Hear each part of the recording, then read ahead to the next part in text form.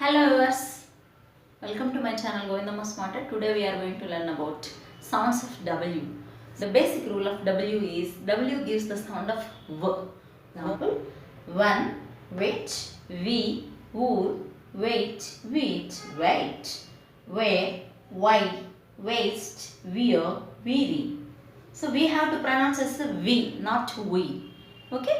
And next, when W is followed by R, W is silent and we have to start from the sound of R. For example, rap, ren, right, wrench, wrote, wrist, wrong, wrestle, wrath, wriggle, shipwrecks, wrecks, wrinkle, ring and more.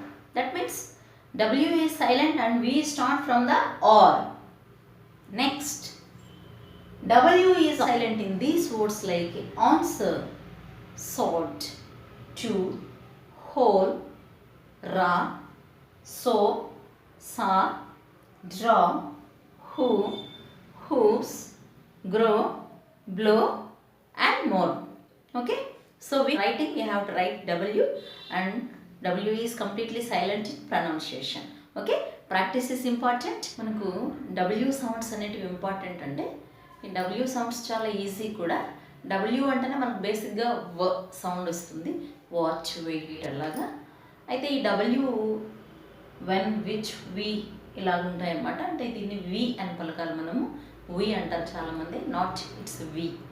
Okay, so డబ్ల్యూకి పక్కన వెంటనే are వచ్చిందనుకోండి, అక్కడ W అనేది silent అయిపోతుంది. మనం are నుంచి sound ఇస్తాం. Wrap, wren, wrench, wring, wrinkle, wrestle, wrist అలాగా.